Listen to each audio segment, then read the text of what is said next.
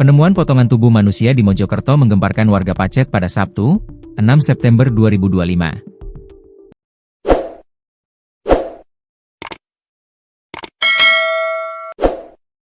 Potongan berupa kaki kiri hingga puluhan daging manusia ditemukan tercecer di jurang tepi Jalan Raya Cangar Pacet. Polisi kini menurunkan tim K9 Polda Jatim untuk menyelidiki kasus ini.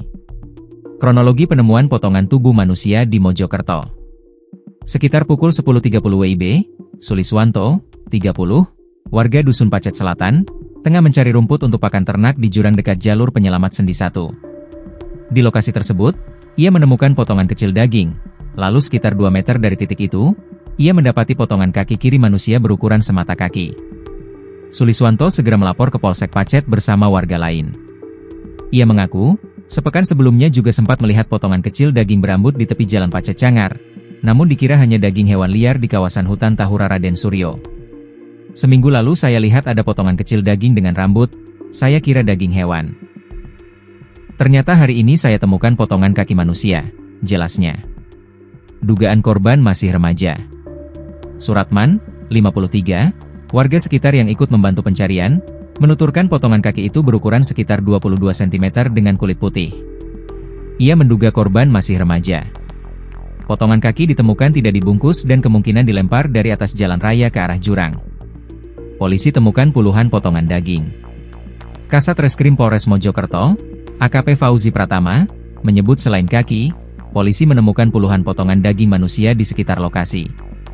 Semua potongan tubuh tersebut langsung dievakuasi ke RS Bayangkara Pusdik Porong, Sidoarjo, untuk pemeriksaan lebih lanjut. Potongan daging manusia yang ditemukan cukup banyak, ukurannya bervariasi. Sulit diidentifikasi karena tidak ada tulang, kecuali pada potongan kaki kiri, ujar Fauzi. Tim K9 Polda Jatim dikerahkan. Untuk memperluas pencarian, tim K9 Polda Jatim diterjunkan sore harinya.